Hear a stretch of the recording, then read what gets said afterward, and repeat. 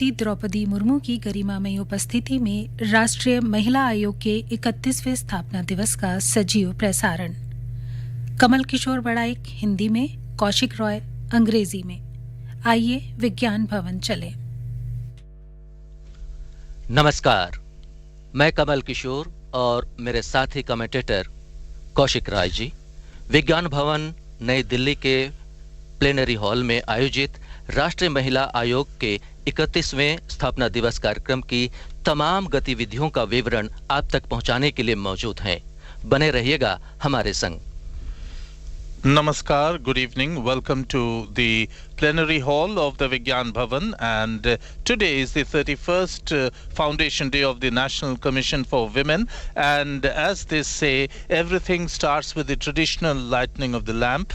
The Hon'ble President of India, Smt Droupadi Murmu, the Hon'ble Minister for Women and Child Development, Smriti Zubin Irani, and the Minister of State for Women and Child Development, Shri Mahendra Bhai Munjapara, and the Chairperson of the National Commission for Women, Dr. Rekha Sharma, have lit the traditional lamp, and now we can see Sri Indivar Pandey, the Secretary Women and Child Development Ministry, lighting the traditional lamp, Asato Ma Satgamaya.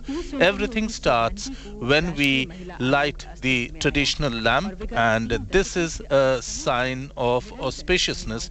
The Honorable President of India has now taken her seat on the dais along with the other dignitaries, and in just a short while from now, the chairperson of the National Commission for Women, Mrs. Rekha Sharma, will be felicitating the dignitaries shortly, and we see that the entire plenary hall of Vigyan Bhavan is packed to capacity, and this is the chairperson of the National Commission for Women is felicitating the Honorable President of India, Srimati Droupadi Murmu, with a shawl and a sapling. This is indeed a wonderful feeling.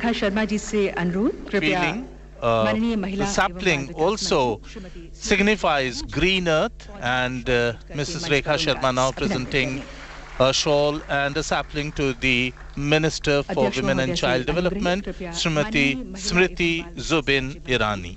जी हाँ कौशिक जी, हम देख रहे हैं कि कुछ देर पहले यहाँ पर विधिवत रूप से दीप प्रज्वलन का कार्यक्रम का शुरुआत कर चुके हैं। माननीय राष्ट्रपति श्रीमती द्रौपदी मुर्मू जी ने दीप प्रज्वलन का कार्यक्रम की शुरुआत की, और उसके बाद यहाँ पर हमने देखा कि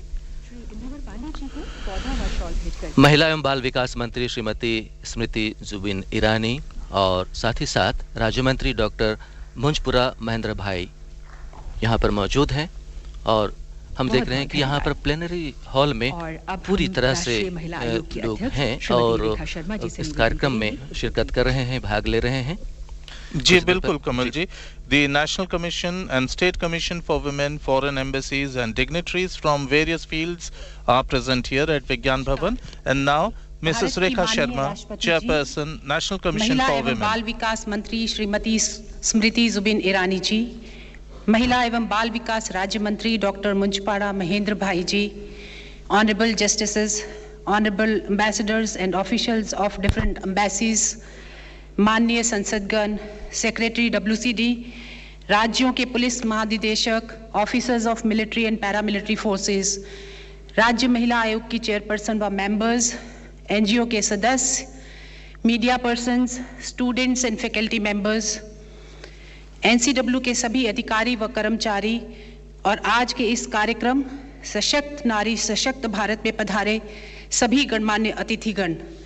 राष्ट्र महिला आयोग के 31वें स्थापना दिवस के अवसर पर मैं आप सबका हार्दिक अभिनंदन व स्वागत करती हूँ।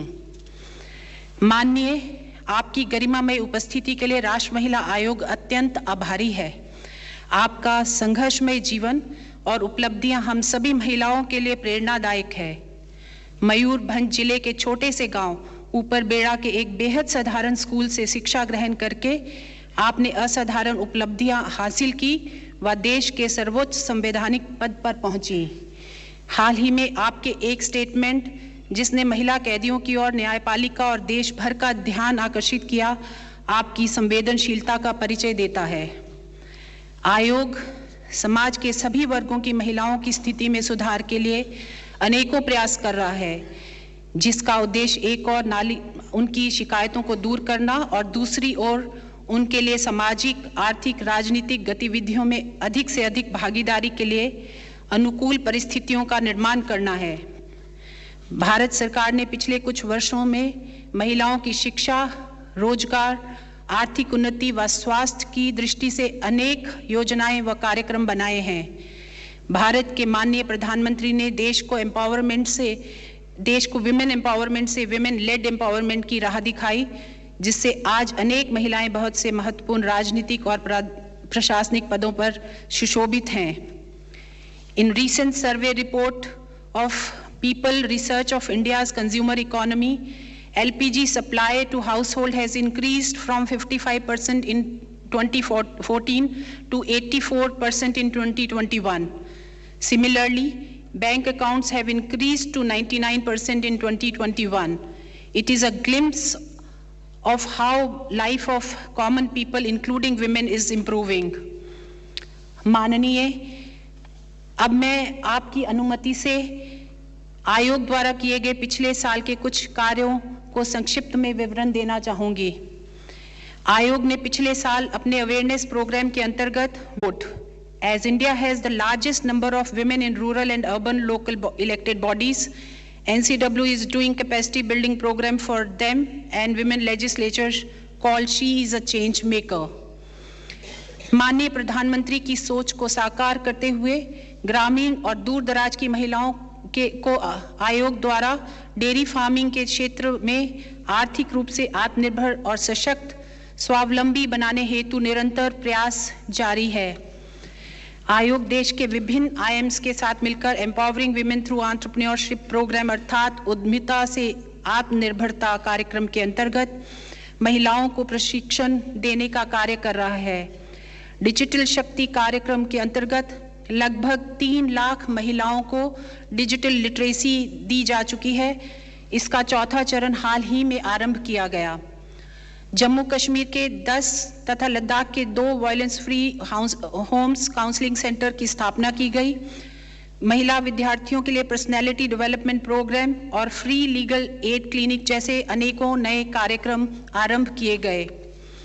Madam president, on this occasion we once again pledge ourselves to work for the cause of women, for the cause of society and for the cause of nation.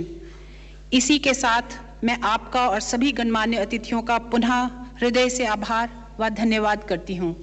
जय Hind.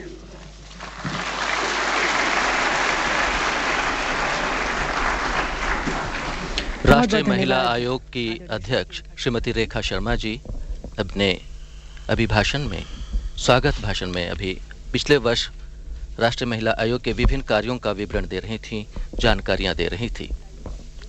Ji Kamal. Ji. And the theme of today's 31st Foundation Day of the National Commission for Women is Sashakt Nari, Sashakt Bharat, Empowered Woman, Empowered India. And the Honorable President of India is launching the National Commission राष्ट्रीय महिला आयोग की जो यात्रा रही है उसको इस पुस्तक के माध्यम से अंकित किया गया है। The first copy has been presented to the Honorable President of India, Smt Droupadi Murmu, and also a copy of the book Sashakt Nari, Sashakt Bharat has been presented to the Honorable Minister for Women and Child Development, Smriti Zubin Irani, and the other dignitaries on the dais have also received their copies of the National Commission for Women's Journey book. And now the Honorable Minister for Women and Child Development, Smriti Zubin Irani. मंच पर विराजमान राज्य मंत्री महेंद्र भाई, महिला आयोग की मुखिया आदरणीय रेखा जी, सचिव महिला बाल विकास Indeevar Pandey ji, Excellencies, ladies and gentlemen. This evening brings together the efforts of the National Commission for Women under the aegis of the 31st celebration of the Foundation Day of NCW. What is unique to the foundation motto today is Sashakt Nari, Sashakt Bharat. And on the dais today blesses us with her presence, the Honorable President of India. I had the good pleasure and privilege of listening to the Honorable President's address to both houses of Parliament this morning. और अगर आपने महामहिम राष्ट्रपति जी का वो उद्बोधन सुना तो उस उद्बोधन में न सिर्फ सशक्त नारी का उल्लेख है बल्कि एक समर्पित नारी भारत को कैसे सशक्त कर सकती है उसका प्रतिबिंब न सिर्फ उस भाषण में था बल्कि आज स्वयं महामहिम राष्ट्रपति जी की उपस्थिति उस बात का राष्ट्र को संदेश है। Madam President, it is with a deep sense of pride that not only the women of India but also the men of India look upon you. Because in your journey is a message for every Indian that the women's agency is not the responsibility of women alone. That change with regards to women's rights and responsibilities is not the authority of women alone. That in your mere presence, but also your journey, Madam President, you tell every Indian resolutely that no circumstance can deny you the privilege of serving your country. For your presence, Madam President, and for your blessings to the NCW and the Ministry of Women and Child Development, at the onset of my address, let me give a deep sense of gratitude on behalf of the Ministry and on behalf of the National Commission for Women. Rekha Sharma ji in her speech has enunciated many measures that have been undertaken by the National Commission for Women. There have been many pledges, many seminars, symposiums, many tweets that have come to the rescue of women across the nation. But there are stories which are untold even today on this very dais. Stories of women in pregnancies reaching out during COVID and at just the dial of a WhatsApp number, them being rescued. Stories of young girls who are trafficked, who find that absolutely nobody would listen to their call for rescue, but the NCW, along with members of the Ministry of Women and Child Development, State Commission for Women, members and state governments collaborating on issues of women, particularly women who need rescue and relief. These are stories that we hope lessen as the days go by. These are stories that we hope provide solutions to many people across the country. In her announcement, Rekha Sharma spoke about women and how through women we can lead ourselves to a developed nation and a strong society. But what are those little efforts that have still not been spoken of? The National Commission for Women has begun in its undertaking the anti-trafficking campaign, not only in collaboration with the state commissions for women and state governments, but also universities particularly. And that is why today, from this dais as Minister of Women and Child Development, I would like to give a particular note of thanks to universities that have opened up their doors for engagement with the Government of India and the National Commission for Women on issues of not women's empowerment, but women-led development. I am particularly pleased, ladies and gentlemen, to share with you that under the leadership of the Honorable Prime Minister of India, how does governance centralize the issue of women? 2013-14 में उल्लेख हुआ था राष्ट्र के पटल पर Nirbhaya fund का। 2014 में राष्ट्र ने अपना लोकतांत्रिक आशीर्वाद नरेंद्र मोदी जी को दिया। उनकी प्राथमिकता ये थी कि अगर महिला को सशक्त करना है तो सबसे पहले सुरक्षा के भाव का संचार महिलाओं के मध्य में करना होगा। आज बहुत ऐसे एक्सपर्ट्स हैं जिन लोगों ने स्वच्छता अभियान के बारे में विविध प्रकार की चर्चाएं की हैं। लाल किले की प्राचीर से राष्ट्र के इतिहास में पहली बार प्रधानमंत्री का ये कहना कि अगर हम नारी गरिमा में विश्वास करते हैं तो क्यों ना शुरुआत करें टॉयलेट बनाने से। For some it was a political pronouncement, but those who have worked for gender justice, they know Just the fact that the Prime Minister of India from the ramparts of the Red Forts can centralize the issue of sanitation for women was such an empowering moment. That the Prime Minister said, can we, if we want to retain our daughters in school, ensure that we build a toilet separately for young girls in every school of our country, and do so in just 1 year. There was a collaboration between governments and agencies, and we did build those toilets, 400,000 of them across the country in just 1 year, thereby helping curb dropouts of young girls from schools, especially in the dominion of the government. When the Prime Minister said, let us ensure that every Indian who is unbanked receives financial services, we saw a revolution in women and banking facilities. And for the first time in our history, 22 crore Indian women could open their bank account with the help and the support of the Prime Minister of India. Many scoffed at that time and said, एक गरीब औरत का bank खाता खोलकर क्या लाभ होगा? Covid में उस लाभ से भली भांति सब परिचित हुए जब 30,000 करोड़ रुपए भारत की तिजोरी से सीधा एक गरीब महिला के बैंक के खाते में गए। अगर आज महामहिम राष्ट्रपति जी के उद्बोधन को आपने सुना, उन्होंने बड़े गर्व का अनुभव करते हुए उल्लेखित किया कि कैसे मुद्रा योजना में भी बहनों की भागीदारी 70% रही। To those who have studied this financial scheme, you know that this was not a gendered financial scheme, not particularly tailored for women. And knowing that we are all restless to hear the President of India, let me just add this much. What the Prime Minister identified, what the Prime Minister supported, was the inherent talent of Indian women and their ability to be entrepreneurial. The fact that a poor woman somewhere in some crevice of our democracy, in some village, in some small town, could bring about a small business plan, could go to a bank and convince the banking establishment of her business plan, receive the mudra support, and return it back, so much so that the NPA for women today in that segment is only up to 1%. The fact that out of the 320 million such loans given out in the country, 70% of those beneficiaries were women, speaks about the latent talent, the potential that is to be unleashed. And that is why the National Commission for Women today, as you celebrate your Foundation's Day, you rightly say Sashakt Nari, Sashakt Bharat, that the lady concern that you speak of is equally dedicated to the building of a new India, is what we celebrate on your Foundation Day. My best wishes to the National Commission for Women, my best wishes to your partner agencies and states, the State Commission for Women, and again, my gratitude, Madam President, not only for your presence, but your inspiring life journey. Jai Hind.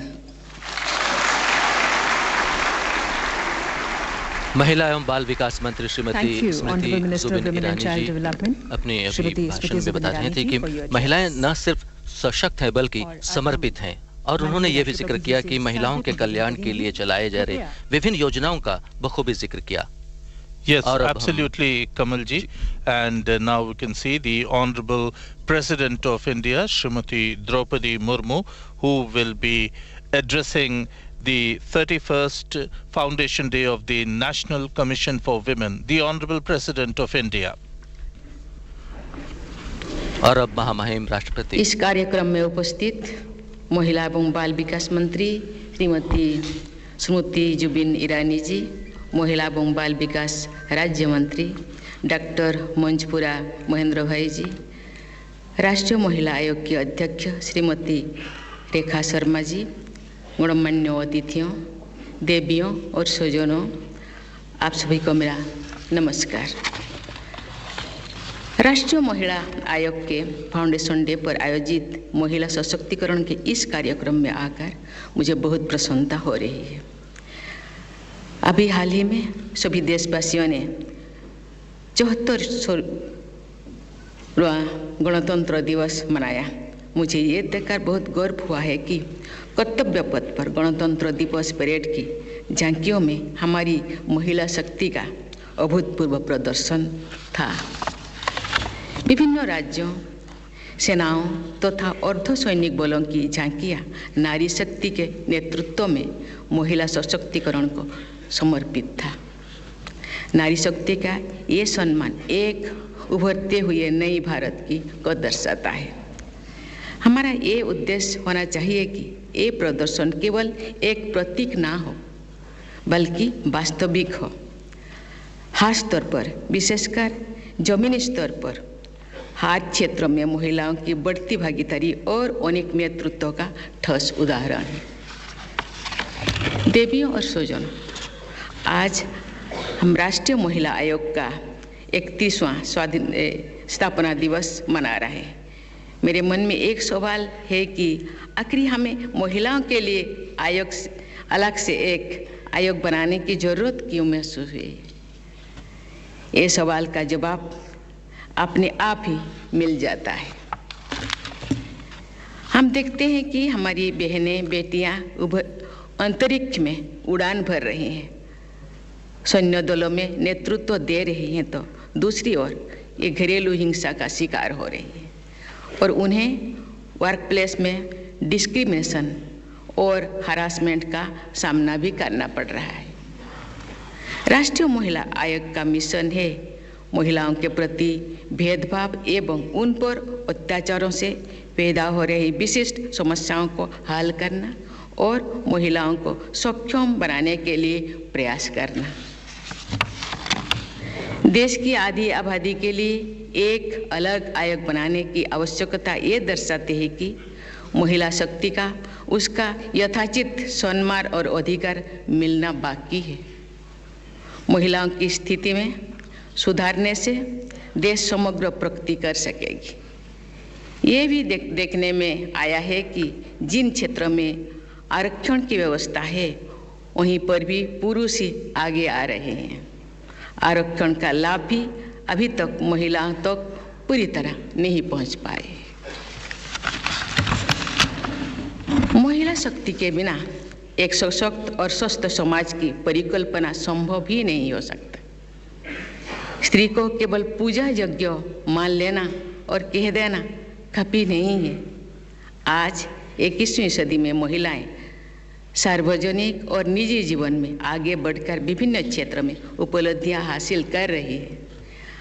हम सबके मिलकर एक ऐसा वातावरण बनाने की दिशा में काम करना है जहां सभी महिलाएं सामाजिक, आर्थिक, सांस्कृतिक और राजनीतिक क्षेत्र में पूरी तरह से भाग ले करके और अहम योगदान दे करके भारत को सशक्त बनाने हैं और महिलाओं को भी सशक्त बनाना है। देवियों और स्वजनों, महिला सशक्तिकरण केवल सामाजिक न्याय का मुद्दा नहीं है, ये एक आर्थिक अनिवार्यता भी है।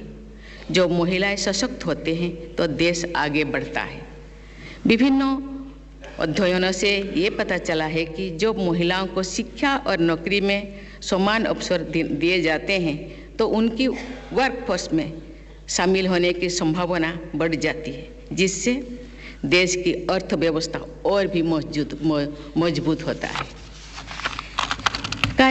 कार्यबल में महिलाओं की कम भागीदारी हमारे देश की संपूर्ण विकास में एक बड़ी बाधा है। भारत आज विश्व की 5वीं सबसे बड़ी अर्थव्यवस्था है और अब देश $5 ट्रिलियन अर्थव्यवस्था बनने की ओर आगे बढ़ रहा है। इस लक्ष्य के प्राप्त करने के लिए महिलाओं की और अधिक सक्रिय भूमिका सहायक होगी। आज भी देश के कई हिस्सों में जेंडर रेशियो की स्थिति चिंताजनक है। आज 21वीं सदी के आधुनिक युग में भी लड़का और लड़की में भेदभाव किया जाता है। ऐसा क्यों है? ये हम सबको सोचना है और इसका उत्तर हम सबको ढूंढना है। इस स्थिति को बदलना केवल सरकार को नहीं है, बल्कि पूरे समाज की जिम्मेदारी है। मैं ये भी कहना चाहूँगी कि जिस समाज में नारी शक्ति को सम्मान नहीं मिला, उस समाज ने कभी तरक्की नहीं की। महिलाओं के सशक्तिकरण पर चर्चा करने हुए एक विभिन्न पैराडॉक्स या विसंगति पर प्रकाश डालना बहुत जरूरी है। मैंने देखा है कि गरीब जनजातीय समाज में महिलाओं को कामकाज में और सभी क्षेत्रों में भागीदारी के समान अवसर मिलते हैं, लेकिन आर्थिक रूप से तथा अन्य क्षेत्रों में विकसित इलाकों में महिलाओं की भागीदारी बहुत कम दिखी जा रही है। उदाहरण के लिए संघ राज्य क्षेत्र दिल्ली जीडीपी और पर कैपिटा इनकम दोनों दृष्टियों में बहुत आगे है, लेकिन वर्कफोर्स में वुमेन पार्टिसिपेशन केवल 15% है। इस तरह देश के बहुत शिक्षित इलाकों में फीमेल फर्टिसाइड के दुखद उदाहरण भी दिखाई देती है। जेंडर जस्टिस को सुनिश्चित करते हुए हमें अपने विकास को न्यायपरक बनाना है। हमारा विकास सही अर्थों में विकास तभी कही जाएगी जो महिलाओं की स्थिति पुरुषों के समान होगी। इस संदर्भ में तमिल भाषा के महाकवि सुब्रमण्यम भारती की एक कविता याद आती है। उनकी कविता का भावार्थ ये है कि यदि तुम अपनी ही दोनों आँखों में से एक आँखों को नष्ट करते हैं तो क्या तुम अपनी देखने की क्षमता को नहीं खराब करती हो? वास्तव में यदि महिलाएं और अधिक शिक्षित और सक्षम होंगे तो विश्व समुदाय और अधिक प्रगतिशील तथा विकसित हो जाएगा और अनेक विसंगतियों भी मुक्त हो जाएगा।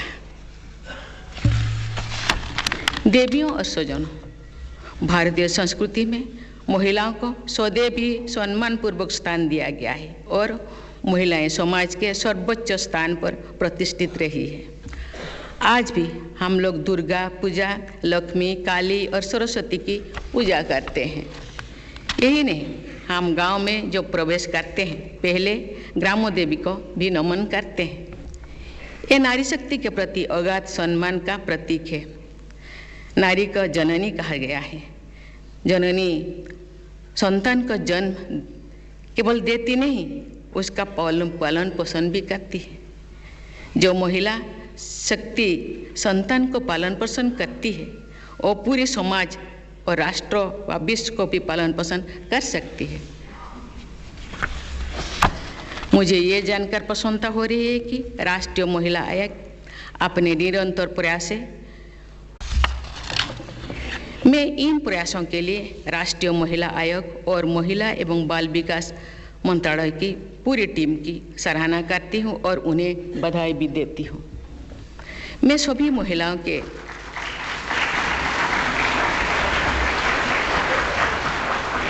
महिलाओं से अनुरोध करती हूँ कि आप हर प्रकार की बाधाओं को पार करते हुए दृढ़ संकल्प के साथ आगे बढ़े। आप सब अपने अधिकारों के प्रति जागरूक रहें तथा दूसरी महिलाओं को भी जागरूक बनाएं। मेरा मानना है कि महिलाएं जब स्वयं आगे बढ़ेगी तो भी वे समाज और देश को प्रगति की नई राह पर ले जाएगी। अंत में राष्ट्रीय महिला आयोग को सशक्त महिला सशक्त भारत बनाने के प्रयासों के लिए मैं शुभकामनाएं देती हूँ। बहुत बहुत धन्यवाद। जय हिंद, जय Bharat.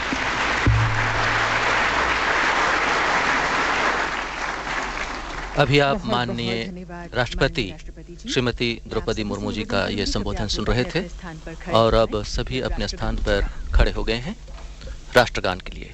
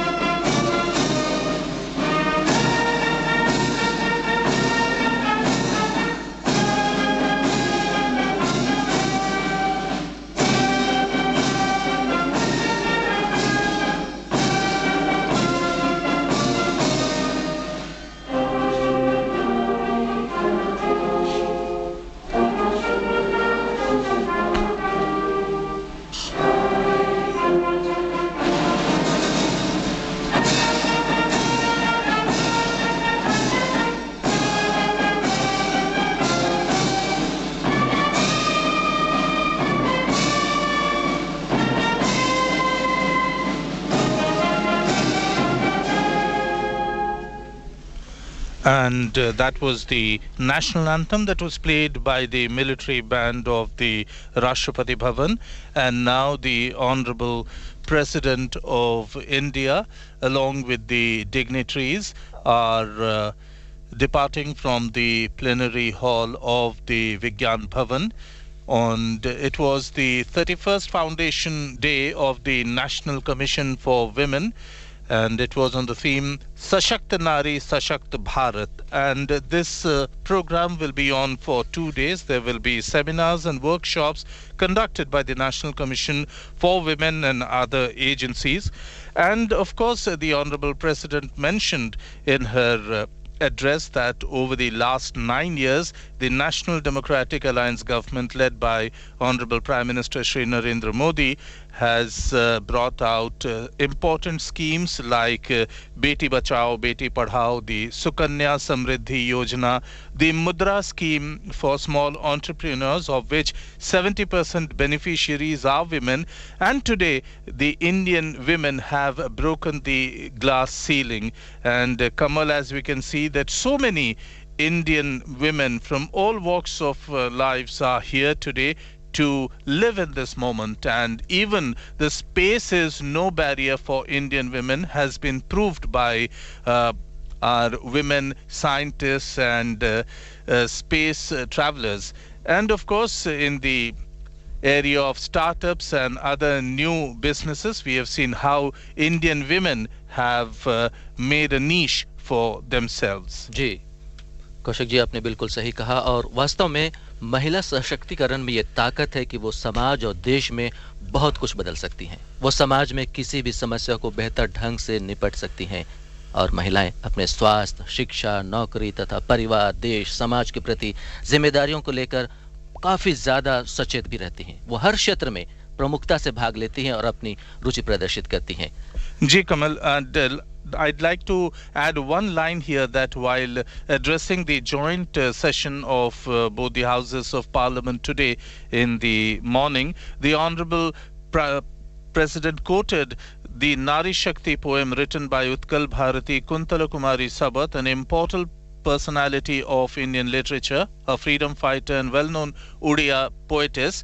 About 100 years ago, Kuntal Kumari Sabat had said, Basundara Tale, Bharat Ramani, Nuhe Heen, Nuhe Deen, Amar Kirti, Koti Juge, Keben Jagatun Nohiblin, meaning the woman of India is neither inferior nor weak compared to anyone else. Her immortal glory will never disappear for ages and shall remain forever in the world. जी कौशिक जी, माननीय राष्ट्रपति श्रीमती द्रौपदी मुर्मू जी ने अपने संबोधन में ये भी कहा, प्रसन्नता भी व्यक्त की कि कर्तव्य पथ पर जो झांकियां थी, जो महिला